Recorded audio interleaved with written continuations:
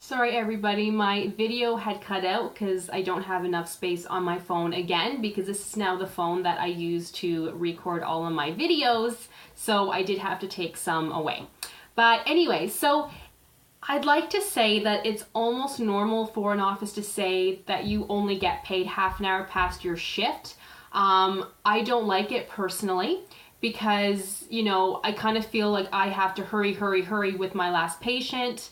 I have to hurry to clean up, set up for the next day, hurry to look through my charts. So I don't like feeling rushed. Would I like to be out of there at that time? Yes, because I would like to get home, stuff that I have to do, but I'm also the type of person where I like things to be done right. So when I'm told that I'm only being paid half an hour past my shift, I kind of feel like, okay, so when do you want me to sharpen my instruments then? When do you want me to take my notes if I don't have time during the day to do it? So I have to do it, I guess, in 20 minutes, like as quick as possible, and I don't really like that. There are some offices that don't pay you for your cleanup and setup in the morning.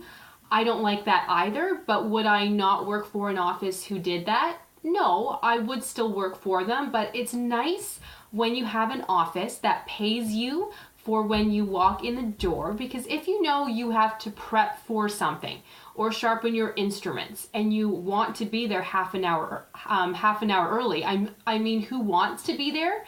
You'd prefer to be at home, but you also know that there are things you have to do, right? So it's nice if an office pays you for that. It's nice if an office pays you for however long you stay, within reason. If you're staying 3 hours past your shift, your boss may be like, okay, did it really take you 3 hours to sharpen, clean instruments? Probably not. So what are you doing? I'm not paying you to socialize.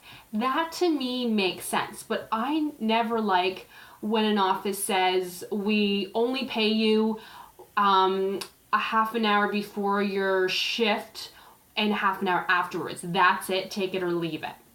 But again, these are things, would you not work for an office? No, but you might not be as happy as if you worked for an office who didn't care, as long as you're cleaning up properly, setting up properly, sharpening your instruments properly, things like that. Another thing is lunches. Whether your instructors have told you this or not, you will hardly ever get an hour lunch because this is healthcare. People show up late.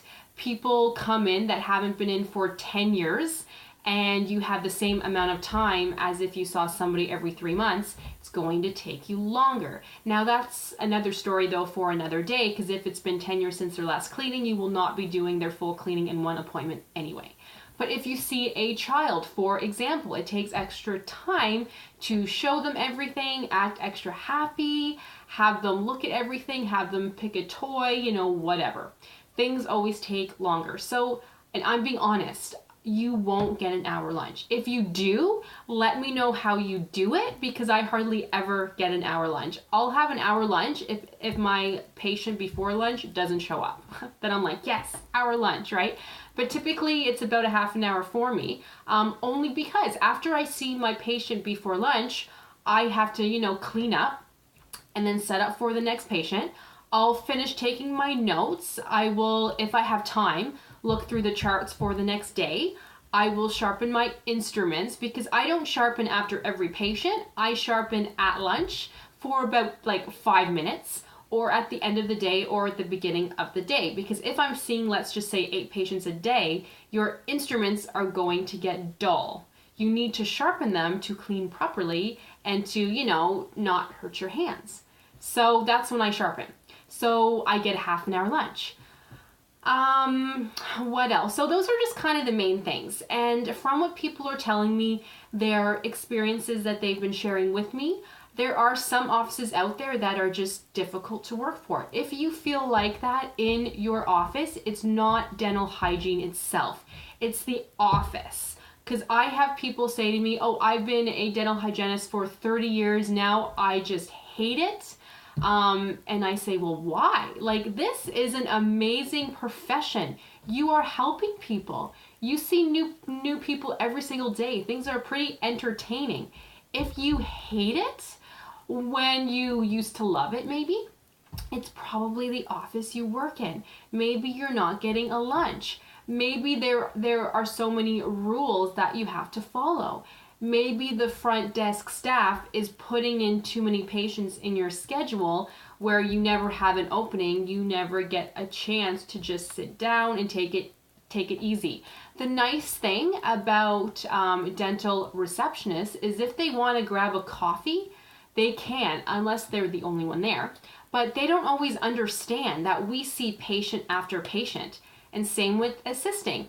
With an assistant, you see patient after patient.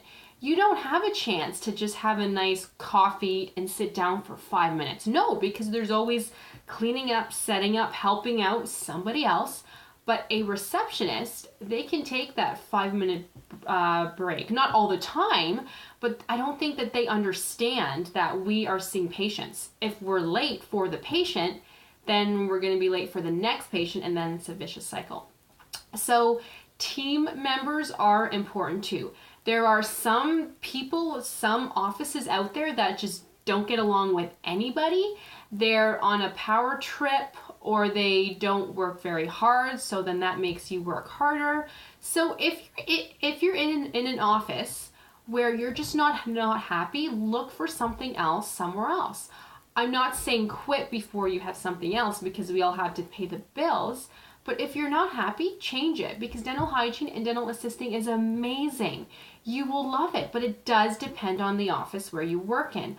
I thought of another example. If your office has half-an-hour appointments, you're not going to be happy there. You have to rush. It is impossible to clean the whole mouth in a half an hour, honestly. For a child maybe, but it's impossible. Try to find an office where they have an hour appointments. It's amazing. You will feel so much better. And I can say this because I used to work in an office that had half an hour to 45-minute appointments. I didn't know anything better because that's the office where I was in. But then as soon as I worked for another office that had hour appointments, I was like, wow, I feel like I'm on holidays. Like, this is easy. I have time to talk to the patient and clean their teeth. I've never, felt like that before. I thought that that was normal, but it's not. So just look for an office that fits you. I have a friend who temps often, and she's been in offices where the staff is not helpful. The staff is rude to her pretty much. If she asks questions, the staff just isn't friendly. So also try to find an office where you fit in and that the staff is nice to you. Because if they're not nice to you off the bat, they're not going to be nice to you. I mean, they may be having a rough day, but try to look for an office where you sort of click.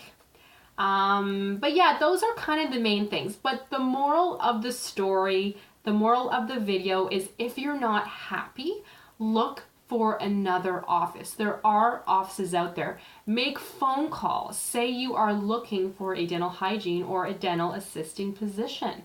Call temp agencies. Do whatever you have to do, but look for an office where you're happy, because we work a lot. There's no point hating what you do. There's no point. So look for something else. Trust me, it's worth it. Your life will just be so much happier. So I hope this helped. This is part 2 of the video because the first part sort of cut out. But if you haven't seen part 1, please watch part 1 first, because it will make a lot more sense. So thank you guys, and I will see you in the next video.